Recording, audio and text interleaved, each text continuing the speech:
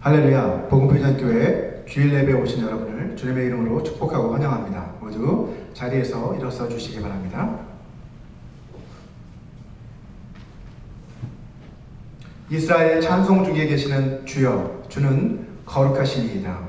이 시간 우리의 찬양 중에 임하시는 우리 거룩하신 주님을 함께 높여드리기 원합니다. 먼저 우리 찬송가 325장 예수가 함께 계시니 우리 찬송하겠습니다.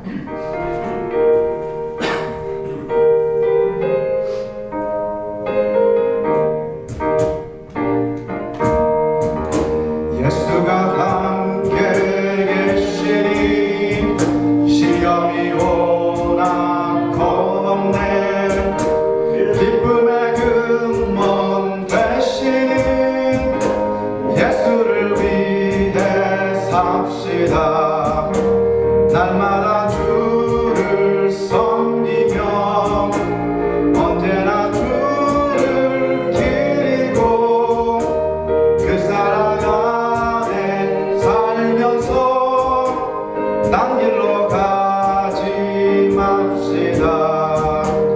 이 세상 사는 동안에 주 이름 전파하면서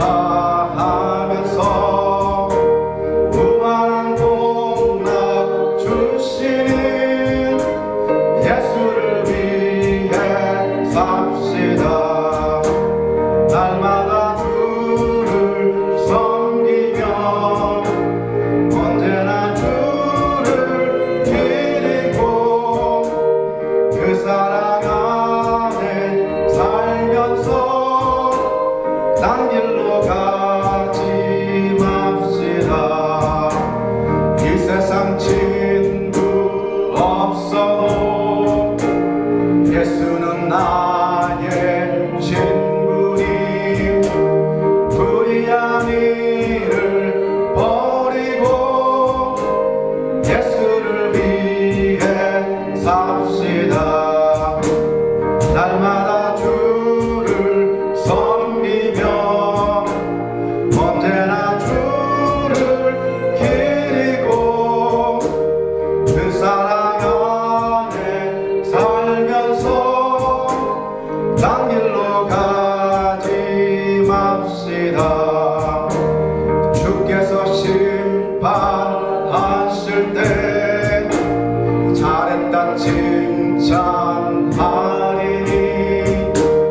이러한 상급 받도록 예수를 위해 삽시다. 날마다 주를 섬기며 언제나 주를 기리고 그 사랑 안에 살면서 딴 길로 가지 맙시다.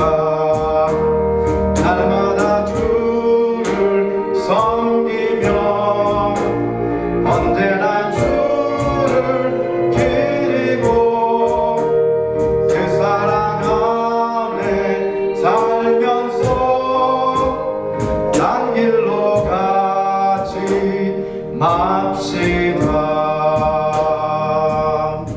아멘. 우리 계속해서 우리는 주의 움직이는 교회라는 찬양 우리 함께 찬양하겠습니다.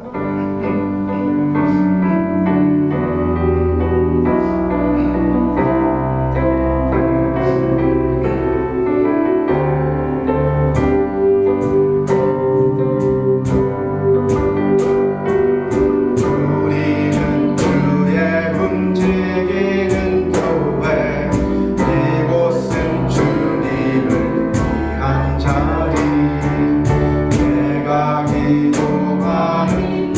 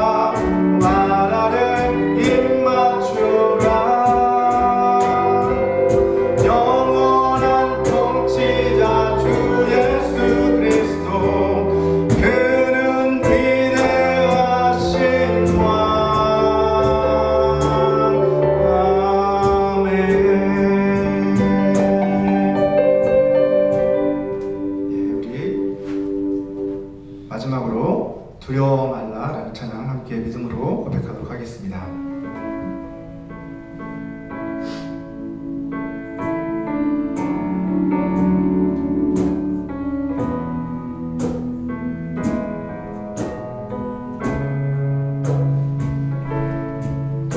두려워 말라 너와 함께 하니니 놀라지 말라 나는 내 하나님 되니 무서워 말라 내가 너를 도와주리니 너는 마음에 염려치 말라 두려워 말라 너와 함께 하리니 놀라지 말라 나는 내 하나님 되니 무서워 말라 내가 널 도와주리니 너는 마음에 염려치 말라 내가 너를 굳세게 하리라 내 손으로 너를 꼭 붙잡아 주리라 내가 너를 의롭게 하리니 너는 마음에 염려치 말라 난 너를 굳세게 하리라 내 손으로 너를 꼭 붙잡아 주리라 내가 너를 의롭게 함이니 너는 마음에 염려치 말라 나는 너의 하나님이라 하늘을 지은 창조주라 땅의 솟산을 베푸는 자 나는 여호와니라 나의 자유로 부름 받은 자 나의 찬송을 부르는 자 너는 두려워 내가 너를 굳세게 하리라 내 손으로 너를 꼭 붙잡아 주리라 내가 너를 의롭게 함이니 너는 마음에 염려치 말라 내가 너를 세게 하리라 내 손으로 너를 꼭 붙잡아 주리라 내가 너를 의롭게 함이니 너는 마음에 염려치 말라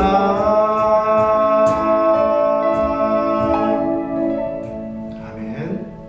우리 시간은 우리를 대표해서 엄태옥 전선님께서 기도해 주시겠습니다.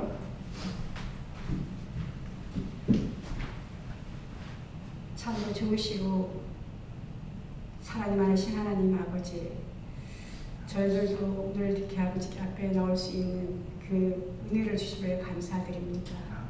하나님께서 부르지 아니하시면 나올 자 아무도 없다고 하셨습니다. 주님, 부름에 합당한 아버지 열매가 없어도 그 열매를 향해서 하나님 끊임없는 저희들의 단련과 훈련으로 주님 열매 맺기를 원합나이다. 아버지, 주님이 주신 그 은혜를 세워보지 못하고 보이는 것에 불평과 원망 또 아버지 없는 것을 아버지 얼마나 우리는 구하고 아버지 원했던지요. 주님, 저희들에게는 능력이 없습니다.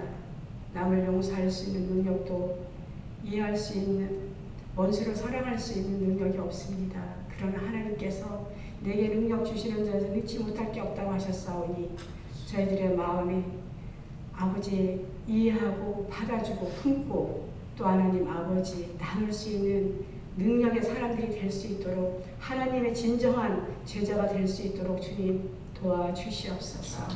아버지 날마다 바울이 나는 오늘도 죽노라 고백한 것처럼 이 시간 예배를 통하여서 나는 없고 나는 죽고 오직 성령님 하나님 아버지만 살아계신 예배가 되게 하여 주시옵시고 우리가 입술로 머리로는 날마다 아버지 속사람은 후패하고 겉사람은 후패하고 속사람이 날로 새롭게 달라고 기도하고 묵상하지만 그것이 입술에서 맴돌고 열매가 되지 않을 때가 우리는 너무나 많습니다. 우리의 능력으로 되는 것이 아니고 오직 하늘로부터 오는 아버지 능력인 걸 주님 고백합니다. 우리가 이생의 자랑, 육신의 정욕, 암흑의 자랑으로 하나님 아버지 자랑할 게 무엇이 있습니까? 우리는 아무것도 없습니다. 우리는 먼지와 같은 존재에 하나님 불면 날아가는 아무것도 아님을 주님 이 시간 고백합니다. 저희들에게 하나님 한량한 은혜로 길이 참아주시고 기다려주시고 우리가 하나님 아버지 변화되기를 원하는 그 인내를 주님의 눈물과 그 모든 것을 우리도 본받아 우리 삶 속에서 적용되게 하여 주시옵소서. 오늘도 하나님 저희들의 못난 부족한 모습들이 주님 다 알고 계십니다. 내 자아가 죽지 않아서 혈기와 분노와 한음과 주님 덕을 끼치지 못한 것들 회개합니다. 이 시간 하나님 깨끗하게 주의 볼로 씻어주시자 다시 거룩한 주님의 자녀로 내려갈 수 있게 하여 주시옵소서. 아버지 복음비전교회가 아버지 우연히 생긴 게 아니고 주님이 택하여 주셔서 이곳에 지정하여 주셔서 부르셨다면 하나님 목사님과 함께 아버지 이루어가는 이 복음비전교회가 되게 하여 주시고 아버지 교회가 정말 말로만 흘러가는 것이 아니라 정말 성령의 역사가 일어날 수 있도록 성령의 기름 부음이 넘치는 아버지 성전 되게 하여 주시고 정말 기도의 자리가 넘치게 하여 주셔서 아버지 이 지역에 많은 영혼들이 죽어가고 있습니다. 잠자고 있습니까? 하늘 깨워 주시옵소서. 그래서 하나님 나라가 이곳에서 이루어지기를 원합니다. 오늘도 말씀을 들고 서시는 선포하시는 목사님에게 성령의 기름 부음이 넘치게 해주셔서 전하는 분이나 듣는 자가 다 함께 성령의 충만함을 얻고 새 사람 되는 귀한 시간 되게 하여 주시옵소서. 아버지 우리의 모든 것을 주님께 아뢰며 아시는 하나님께 우리의 낮은 마음으로 주님께 나왔사오니 오직 하나님 홀로 영광 받아 주시옵소서. 이 모든 것 주님께 감사하고 예수 그리스도의 이름으로 기도드리옵나이다.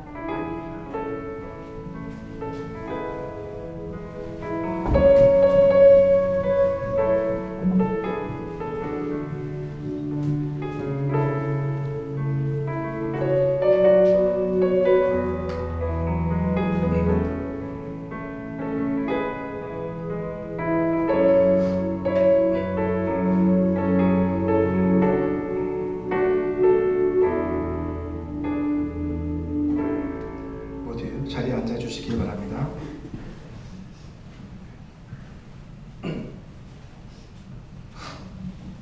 이 시간은 하나님께서 오늘 우리에게 주신 말씀 함께 봉독해 올려드리도록 하겠습니다. 오늘 주신 말씀은 사도행전 1장 12절에서 26절까지의 말씀입니다. 사도행전 1장 12절에서 26절까지의 말씀을 저와 함께 교독하도록 하겠습니다. 제가 먼저 들어가겠습니다.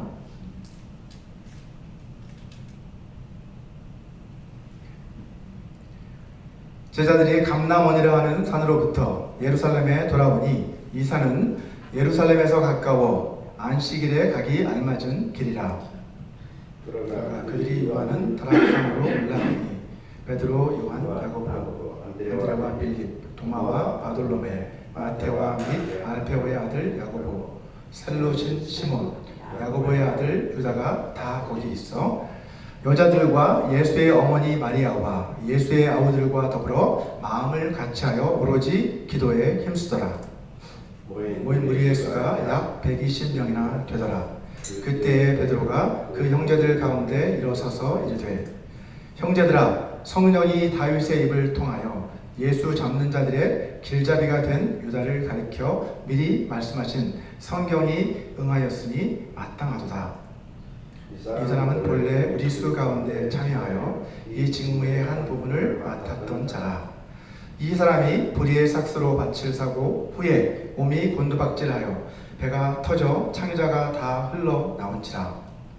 이 예루살렘에 사는 모든 사람에게 알려져 그들의 말로는 그 밭을 아겔다마라 하니 이는 피밭이라는 뜻이라. 시편에 기록하였으되 그의 고처를 황폐하게 하시며 거기에 거하는 자가 없게 하소서 하였고, 또 일렀으되 그의 직분을 타인이 취하게 하소서 하였도다. 이러므로 요한의 측내로부터 우리 가운데서 올려져 가신 날까지 주 예수께서 우리 가운데 출입하실 때에 항상 우리와 함께 다니던 사람 중에 하나를 세워 우리와 더불어 예수께서 부활하심을 증언할 사람이 되게 하여야 하리라 하거늘, 그들이 두 사람을 세웠더니 하나는 바사바라고도 하고 별명은 유스도라고 하는 요셉이요 하나는 마띠아라. 그들이 기도하여 이르되, 무사람의 마음을 아시는 주여, 이 두 사람 중에 누가 주님께 택하신 바 되어 봉사와 및 사도의 직무를 대신할 자인지를 보이시옵소서. 유다는 이 직무를 버리고 제 곳으로 갔나이다 하고 같이 읽겠습니다. 제비 뽑아 마띠아를 얻으니 그가 11사도의 수에 들어가니라. 아멘. 우리 인생은 기다림의 연속이라고 해도 지나친 말은 아닙니다. 우리 인생의 이 기다림의 여정은 엄마 뱃속에 잉태되는 그 순간부터 시작됩니다.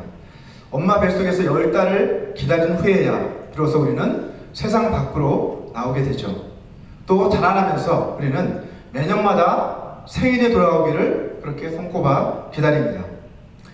학교 다닐 때는 우리가 시험을 치고 그 결과를 기다리죠. 그리고 직장에 다닐 때는 승진을 할 수 있기를 기대하며 그렇게 기다립니다. 자, 우리 일상의 삶도 마찬가지입니다. 우리가 운전을 하면서 신호가 바뀌기를 우리는 늘 기다리죠. 그리고 슈퍼마켓에서 장을 보고 나서는 그 계산대 앞에서 줄을 서서 그렇게 내 차례가 되기를 또 기다립니다. 또 공항에서 비행기를 타기 위해 또 탑승 준비가 완료될 때까지 또 그렇게 기다리기도 하죠. 이처럼 인생은 기다림의 연속입니다. 우리 그리스도의 삶도 마찬가지죠. 노아는 사람들의 조롱을 받으면서도 방주를 지으면서 하나님이 세상을 물로 심판하실 때 그때까지 아주 오랜 세월 동안 그는 기다렸습니다. 또한 대홍수가 일어난 이후에도 방주 안에 있었던 노아의 그 가족들은 물이 완전히 다 빠질 때까지 그들은 방주 안에서 기다려야 했습니다. 자, 아브라함도 75세에 아들을 주시겠다라고 하는 그 약속을 받았지만 100세가 되어서야 그는 아들 이삭을 얻을 수 있었죠. 하나님의 약속이 이루어질 그때까지 그는 25년을 기다려야 했던 것입니다. 이처럼 성경에 나오는 이 믿음의 사람들에게는 하나님께서 기다림의 시간을 요구하실 때가 참으로 많습니다.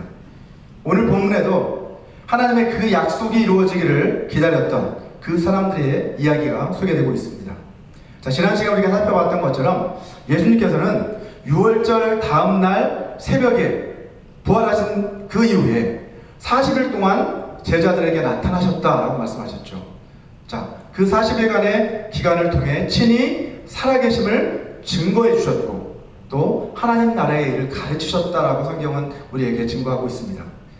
자, 그리고 나서 마지막 40일째가 되는 그날 제자들에게 명령을 주십니다. 너희는 예루살렘을 떠나지 말고 성령께서 너희에게 임하실 그때까지 기다려라 라고 하는 그러한 명령을 주신 뒤에 하늘로 올라가셨죠.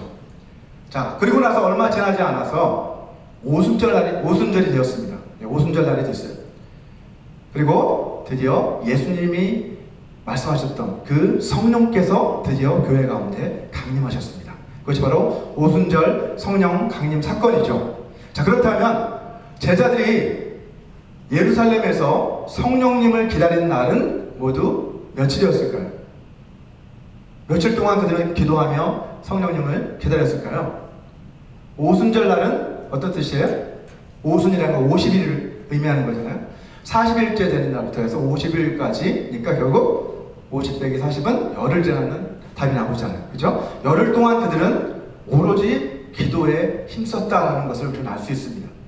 자, 오늘 본문은 제자들이 100여 명의 성도들과 함께 마가의 다락방이라고 하는 그곳에 모여서 성령의 임재를 간절히 기다렸던 이 열흘 동안의 사건을 기록하고 있는 것입니다.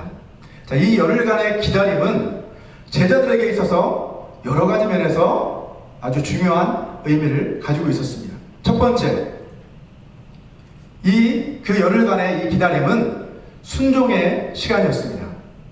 자, 사도행전 1장 4절을 보시면 예수님께서는 승천하시기 직전에 사도들에게 예루살렘을 너희가 떠나지 말고 내게서 들은 바 아버지께서 약속하시는 것을 기다려라 라고 명령하시죠. 자, 다시 말해서 예루살렘에 너희가 머물면서 아버지께서 약속하신 보혜사 성령님을 기다리라는 그런 뜻입니다. 자, 본문 12절과 13절을 보시게 되면 제자들은 이 말씀에 순종했다는 것을 알 수 있습니다. 자, 그들은 제자들이 감람원이라는 산, 곧 영어로 하면 알리브 마운틴이죠. 올리브산. 그 올리브산에서 이제 떠나서 어디로 갑니까? 그 올리브산에서 예수님께서 승천하셨는데 그 산을 떠나서 이제 다시 돌아옵니다. 그들이 머물고 있었던 예루살렘에 있었던 마가의 다락방으로 그들은 다시 돌아오는 것을 볼 수 있습니다. 자, 여러분, 우리가 기다림에 있어서 최대의 적은 무엇일까요? 기다림에 있어서 최대의 적은 바로 조급함이라고 할 수 있습니다. 조급함. 우리가 마트에서 장을 보고 나서 계산을 할 때 사람들이 많을 때 각 계산대마다 사람들이 길게 줄을 서서 기다리잖아요. 자, 그런데 이상하게도 꼭 내가 서 있는 그 줄만 자꾸 느린 것처럼 느낄 때가 많잖아요. 그죠? 그런 경험을 우리는 종종 합니다. 자, 그래서 얼른 옆줄로 이렇게 짧은 것 같아서 그 옆줄로 옮겼는데 어때요? 결국 나중에 보면 그들이 내가 원래 서 있던 줄보다 더 훨씬 느린 것을 종종 우리는 경험하곤 합니다. 아마 이런 경험을 우리가 종종 하게 되는데 마트에서뿐만 아니라 우리가 고속도로에서 차를 운전하다 보면 어때요? 정체가 되잖아요. 그러면 얼른 빨리 빠지는 것 같은 길로 이렇게 빨리 끼어들었는데 어떻게 돼요?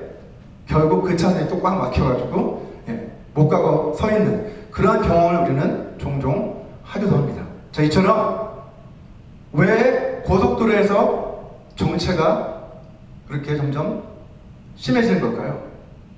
누구 때문에? 바로 좀 더 참지 못하고 조급해서 다른 쪽으로 빨리빨리 끼어들고 이쪽으로 옮기고 하는 그러한, 저도 종종 그러긴 하는데 어쨌든 그러한 사람들 때문에 지금 이러한 정체들이 결국 일어나는 것을 알 수 있어요. 그렇지 않고 만약에 사람들이 좀 느긋한 마음을 가지고 또 양보해주고 이렇게 빨리빨리 빈 차로로 해서 이렇게 사람들이 가게 되면 어떻게 될까요? 좀 더 정체가 빨리 해소가 될 수 있을 것입니다. 이처럼 여러분, 조급함은 우리가 어떤 일을 망치게 만드는 그러한 주범이라고 할 수 있어요. 자, 성경에서 조급함 때문에 인생을 망쳤던 대표적인 인물을 꼽으라고 한다면 누구를 들 수 있을까요? 구약의 이스라엘의 첫 번째 왕인 사울 왕을 들 수 있겠죠. 자, 사무엘상 13장 8절과 9절 말씀을 같이 한번 읽어보도록 하겠습니다. 같이 읽겠습니다. 시작. 사울은 사무엘이 정한 기한대로 이레 동안을 기다렸으나 사무엘이 길갈로 오지 아니하며 백성이 사울에게서 흩어지는지라. 사울이 이르되 번제와 화목제물을 이리로 가져오라 하여 번제를 드렸더니. 자, 사울 왕은 조급한 마음이 있었어요. 그죠? 빨리 전쟁을 자신이 생각한 것처럼 빨리 작전을 수행해서 적들을 물리치기를 원했는데 사무엘 선지자가 약속한 대로 오질 않는 거예요. 예. 사실 그 명령은 하나님께서 선지자 사무엘을 통해서 그에게 주신 명령인데도 불구하고 그는 그 조급함을 버리지 못하고 결국은 어떤 죄를 범합니까? 하나님 앞에 자신이 직접 번제를 드리는 그러한 불순종의 죄를 범하고 맙니다. 자, 이로 인해 그는 결국 어떻게 되었어요? 하나님께 버림을 당하고 말아요. 왕위도 다윗에게 뺏기고 말죠. 하나님께서 그 왕위를 그에게 옮겼습니다. 자, 그리고 결국 더 심각한 것은 하나님의 영도 그를 떠나고 맙니다. 우리 사무엘상 16장 14절 말씀도 같이 한번 보겠습니다. 여호와의 영이 사울에게서 떠나고 여호와께서 부리시는 악령이 그를 번뇌하게 한지라 라고 말씀합니다. 오히려 다윗에게 성령이 임함으로 다윗을 통해 하나님의 역사가 일어난 것을 그 이후로 우리는 볼 수 있게 되죠. 자, 이처럼 하나님께서는 종종 이 기다림이라고 하는 그 시간들을 통해서 우리가 하나님의 말씀에 정말 순종하는지 불순종하는지를 테스트하시는 그러한 경우가 많습니다. 자, 오늘 본문에 나오는 예수님의 제자들도 아버지께서 약속하신 그 성령님이 언제 오실지 그들은 전혀 알지 못했어요. 언제 오신다는 말씀은 안 해주시고 아버지께서 약속하신 그 성령을 기다려라 라고만 하셨잖아요. 그죠? 근데 그 말씀에 그들은 순종해서 오로지 기도하며 성령님을 기다렸습니다. 여러분, 우리들도 마찬가지죠. 우리도 누구를 기다리고 있습니까? 우리의 신랑 되신 예수 그리스도를 우리는 기다리고 있어요. 우리 그리스도의 신부들이잖아요. 그죠? 그래서 내가 속히 오리라 라고 주님 분명히 말씀하셨는데 때와 기한은 오직 아버지께서만 아시느니라 라고 약속하기도 때는 안 가르쳐 주셨어요. 그러니까 어떻게 해야 되는 거예요? 오늘 본문의 제자들처럼 우리는 기도하며 주님이 다시 오실 그날을 기대하며 그리스도의 신부로서 우리를 단장하며 기다리는 그러한 사람들이 되어야만 하겠죠. 저와 여러분이 그러한 삶을 살아가게 되시기를 바랍니다. 자, 두 번째로 그 열흘간의 기다림은 하나됨의 시간이었습니다. 오늘 본문 14절을 한번 보시면 마가의 다락방에서 성령의 오심을 간절히 기다리던 사람들은 사도들만이 아니었죠. 거기에는 여자들과 예수의 어머니 마리아와 예수의 아우들과 더불어 마음을 같이하여 오로지 기도에 힘썼다라고 그렇게 말씀을 하고 있습니다. 자, 여자들은 누굽니까? 공생의 기간 내내 예수님을 뒤따라다니면서 예수님 일행을 섬겼던 그 여인들, 그리고 그곳에는 예수님의 어머니도 와 계셨고 또 예수님의 아우들, 동생들도 그곳에 함께 있었다는 것을 알 수 있습니다. 사실 이 예수님의 동생들은 어떤 사람들이었습니까? 예수님이 죽은 자들 가운데서 다시 살아나셨을 그 전까지는, 살아나실 때까지는 어떠한 사람들이었어요? 예수님을 믿지 않았던 사람들이었어요. 성경을 통해서 우리는 그걸 확인할 수 있습니다. 요한복음 7장 5절을 보시면 분명히 이렇게 기록하고 있죠. 이는 그 형제들까지도 예수를 믿지 아니하니라 라고 분명하게 성경은 기록하고 있어요. 이때까지만 해도, 예수님 돌아가시기 전까지만 해도 그들은 전혀 예수님을 믿지 않았어요. 심지어 어떻게까지 했습니까? 예수님을 미친 사람 취급을 했던 그 사람들이 바로 예수님의 형제들이었다는 거죠. 마가복음 3장 21절을 한번 보시면 예수님의 친족들이 예수님을 찾아왔는데 왜 찾아왔어요? 그가 미쳤다 하니라. 그 소문을 듣고, 미쳤다는 소식을 듣고 친족들이 찾아왔다라고 기록을 하고 있는데, 자, 그 뒤로 좀 내려가 보면 마가복음 3장 31절을 보게 되면 그 친족들, 찾아왔던 친족들은 누구냐면 예수님의 어머니와 바로 그 동생들이었다라는 것을 우리는 알 수 있습니다. 자, 이렇게 예수님의 형제들은 예수님을 믿지 않았을 뿐만 아니라 오히려 예수님의 그 사역에 대해서, 예수님에 대해서 오히려 적대적이었던 그런 사람들이었다는 것을 우리는 알 수 있어요. 오늘 본문 15절을 한번 보시면 이들은 결국 그렇게 반대하던 그들이 부활하신 예수님을 만나고 나서야 이제 예수님을 믿게 됐다는 것을 우리는 알 수 있는 거죠. 이 말씀을 통해서. 자, 본문 15절에 보면 마가의 다락방에 모인 사람들의 수는 몇 명이었습니까? 대략 120여 명이었다라고 성경은 기록하고 있습니다. 자, 120여 명 정도가 됐는데 아마도 이 120여 명은 그 안에는 사도들도 포함되어 있고 예수님의 가족들도 포함되어 있지만 그 외의 사람들은 어떤 사람들이었을까요? 아마도 이들은 부활하신 예수님을 직접 두 눈으로 목격했었던 500명이 넘는 그 증인들 가운데 속한 사람들이었을 것입니다. 고린도전서 15장 6절에 보면 사도 바울은 이렇게 이야기합니다. 그 후에 500여 형제에게 일시에 보이셨나니 그 중에 지금까지 대다수는 살아있고 어떤 사람은 잠들었으며 라고 말씀하고 있습니다.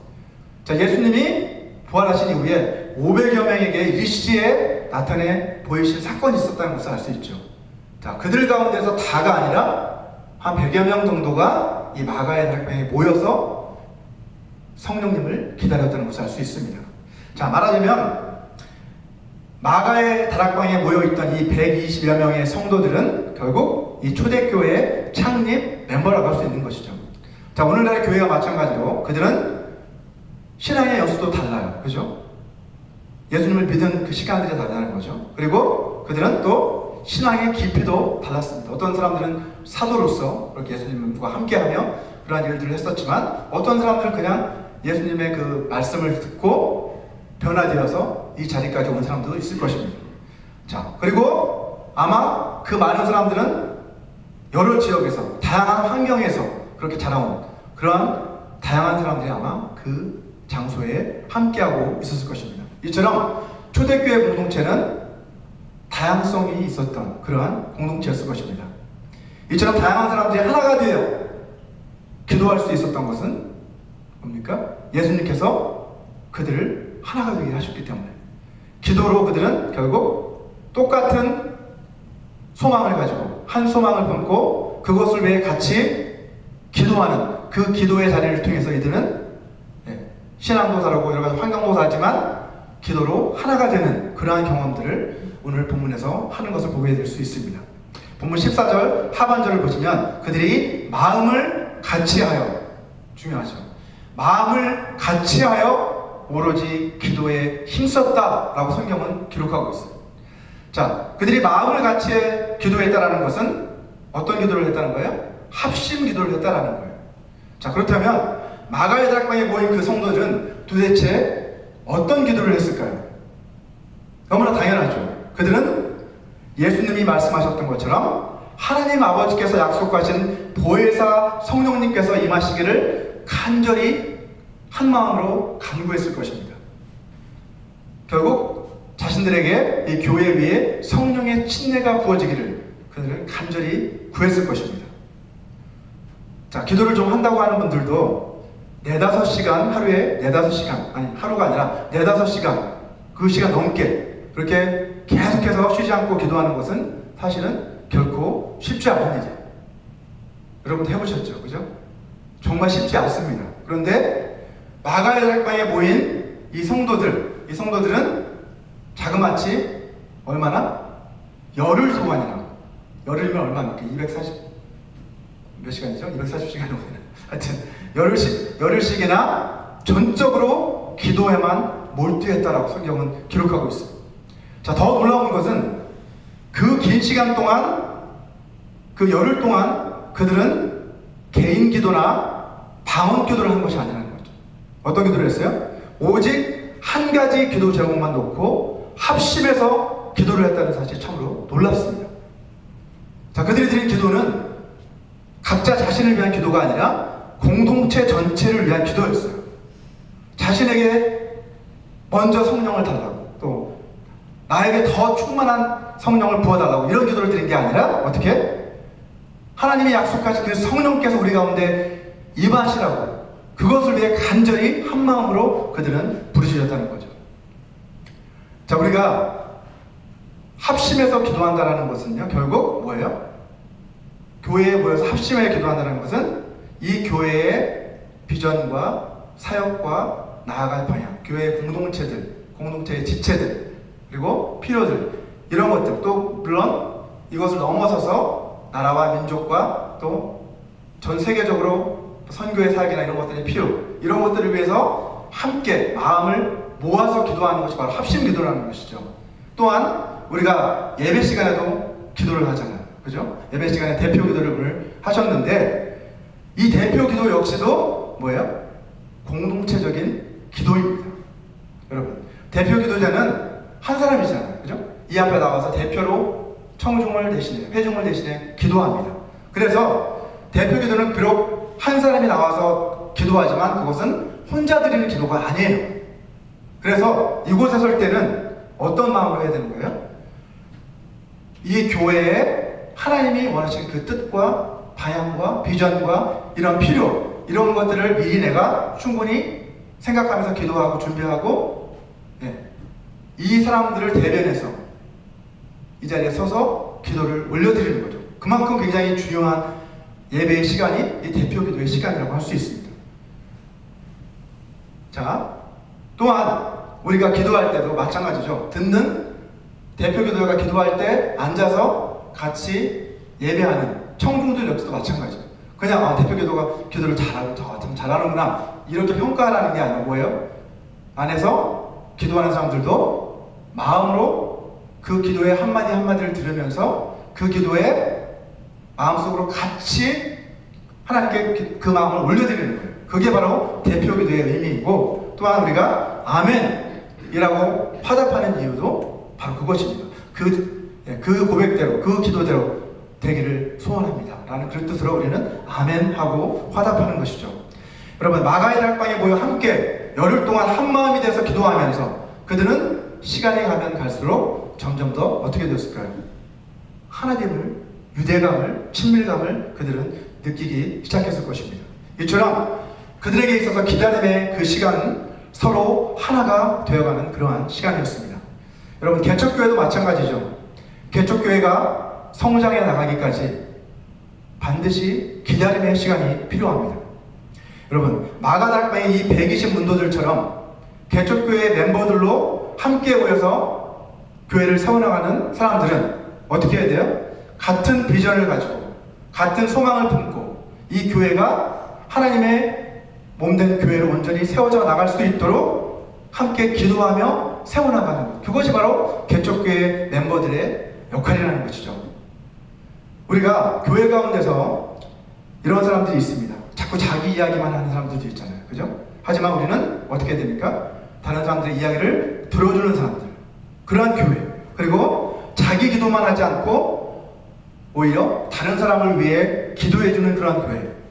한 마음과 한 뜻으로 기도함으로 인해서 주님 안에서 조금씩 서로 이해하고 서로를 품어주고 서로 하나가 되어져가는 그러한 교회. 그런 교회가 바로 하나님이 찾으시는 교회이고 하나님이 기뻐하시는 교회입니다. 우리 복음비전교회가 그런 교회가 되어가기를 소망합니다. 우리 세 번째, 마지막으로 세 번째, 그 열흘간의 기다림은 치유와 회복의 시간이었습니다. 아마도 12사도들 가운데 한 사람이었던 이 가룟 유다의 배신과 죽음은 초대교회 공동체가 직면해 있었던 가장 큰 트라우마, 뭐예요? 그죠? 트라우마는 상처, 정신적인 상처가 분명합니다. 그렇지 않아요? 자신들과 함께 주님과 동고동락했던 그 12사도들 가운데 한 사람이 주님을 팔아넘기고 배반하고 자살해버리는 그 충격적인 사건을 경험한 뒤에 이것은 그들에게 있어서 트라우마가 되었을 것입니다. 근데 이 트라우마는 제자들 스스로가 극복할 수 있는 그러한 상처가 아니었다는 거예요. 하나님께서는 이 열흘간의 기다림의 시간을 통해서 그러한 그들의 트라우마를 치료해 주십니다. 제자들은 기도하는 가운데 유다의 배신 그리고 그의 죽음을 이제 하나님의 관점에서 바라볼 수 있는 그러한 영적인 눈이 열리게 되었죠. 오늘 본문 16절과 20절을 보면 그는 이렇게 고백합니다. 형제들아, 성령이 다윗의 입을 통하여 예수 잡는 자들의 길잡이가 된 유다를 가리켜 미리 말씀하신 성경이 응하였으니 마땅하도다. 기도하는 중에 누가? 하나님께서, 성령님께서 그들에게 깨달음을 주신 거예요. 그죠? 상처받았던 그들이 이 말씀을 듣고 이것은 하나님의 성령의 말씀으로, 성경으로 이미 예언된 사건이었구나라는 것을 그들은 깨닫게 되고 이렇게 고백하고 있는 것이죠.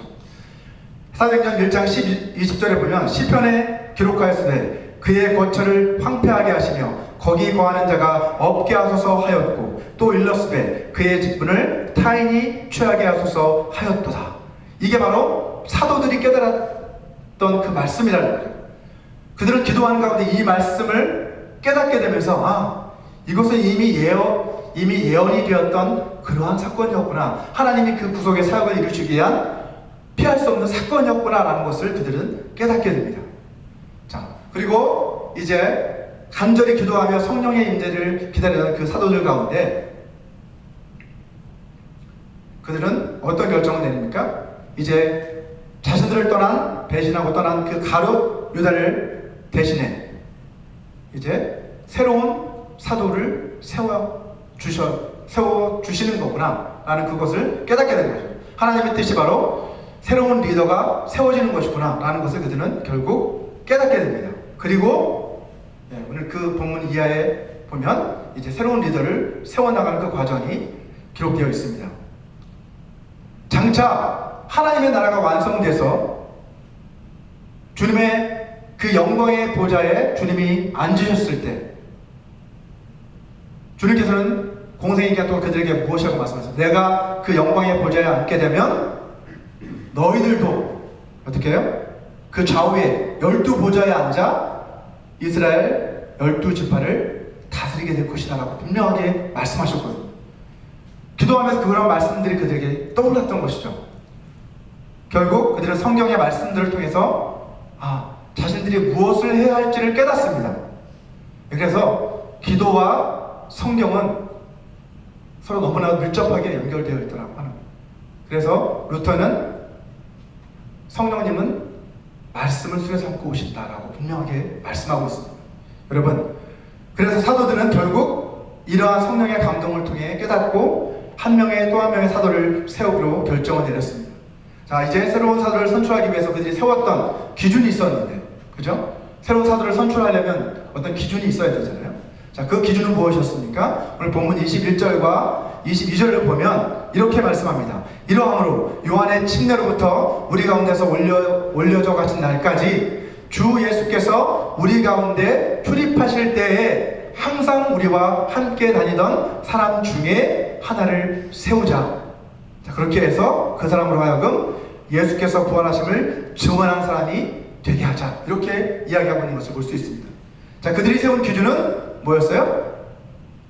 예수님의 사역을 시작하실 때부터 부활하신 그때까지 그 모든 것을 함께 목격하고 함께 했던 사람, 그 가운데서 우리가 뽑자라는 분명한 기준을, 이건 너무나도 당연하고 성경적인 기준이잖아요. 그죠? 자, 그리고 또 한 가지는 이제 그로 하여금 우리에게 맡겨졌던 것처럼 예수님의 부활을 증거하는 그 인물을 맡기자라고 그들은 결정을 내립니다.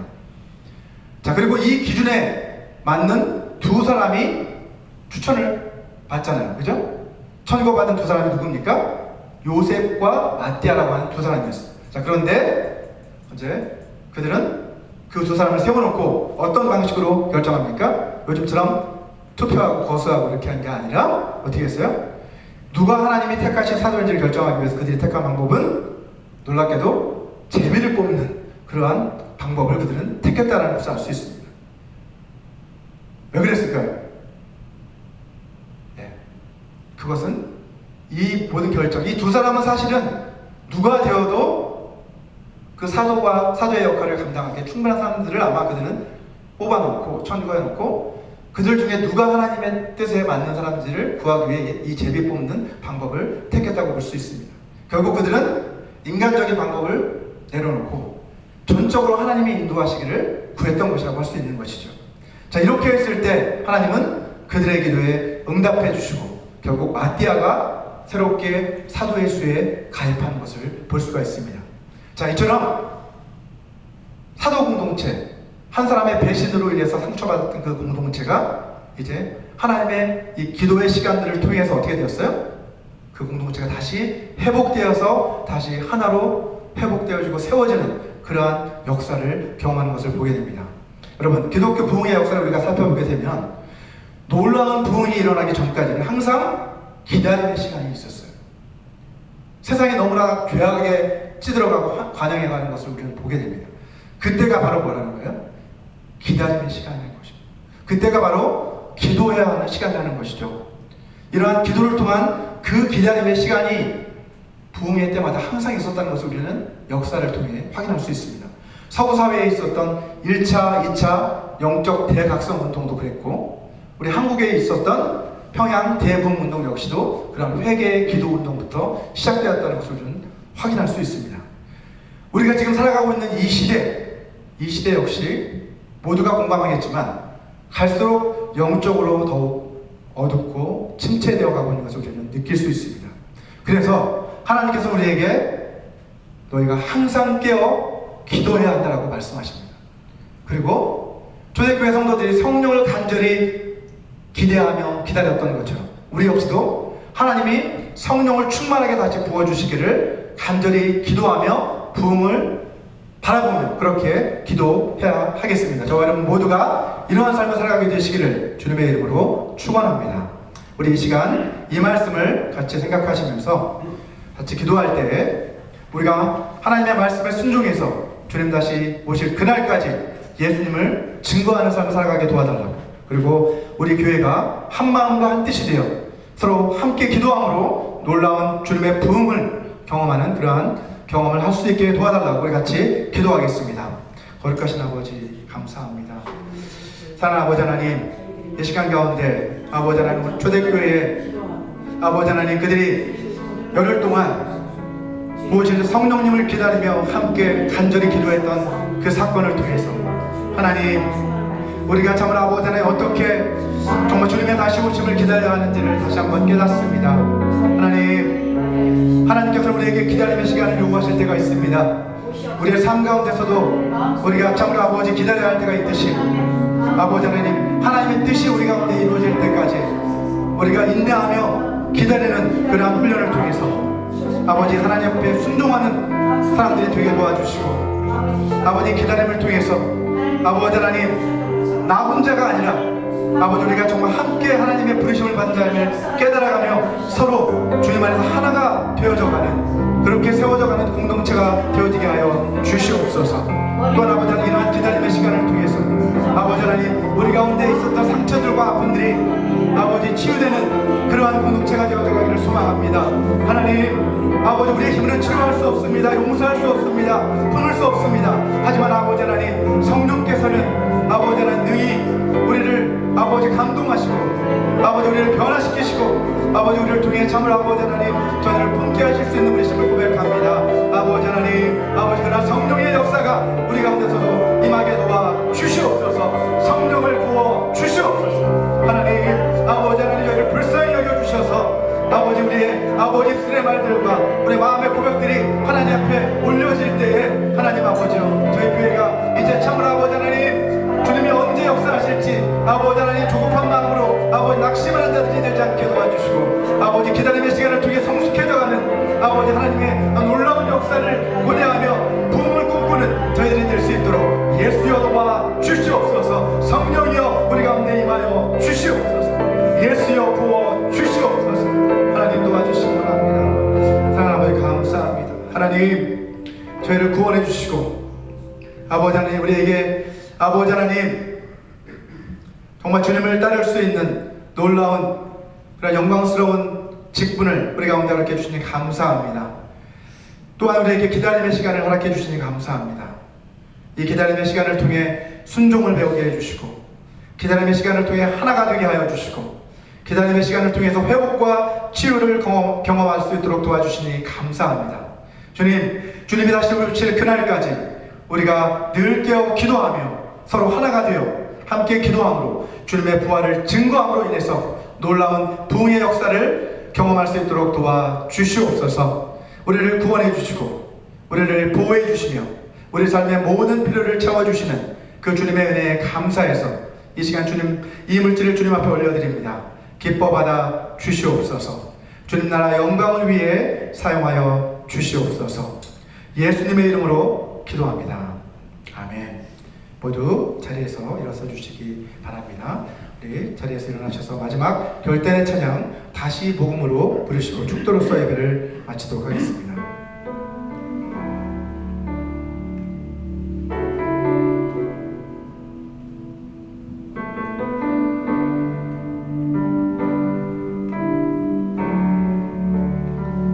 하나님 독생자 예수 그리스도 그분만이 오직 그와 진리 생명이라.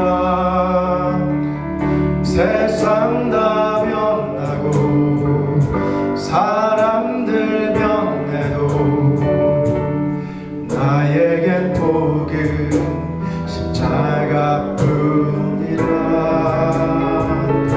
하나님 독생자 예수 그리스도 그분만이 나의 길과 진리 생명이라.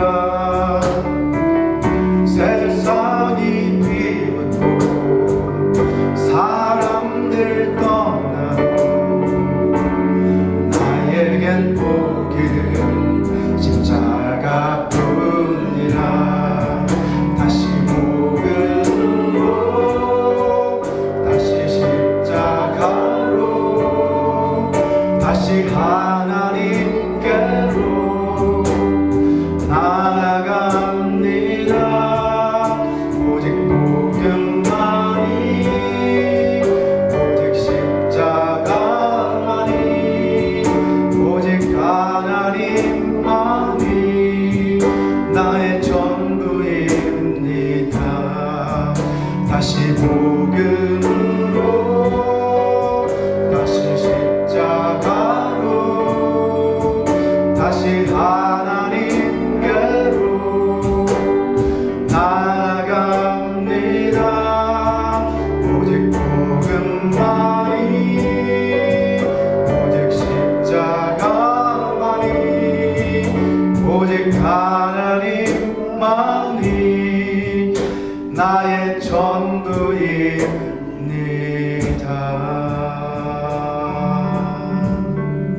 아멘.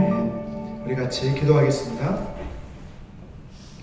지금은 주 예수 그리스도의 은혜와 하나님의 사랑과 성령 하나님의 교통하심이 주님 다시 오실 그때까지 한 마음과 한 뜻이 되어 기도하므로 주님이 주시는 그 놀라운 도움을 경험하기를 소망하는 모든 사람들에게 영원히 함께 하시기를 간절히 축원하옵나이다.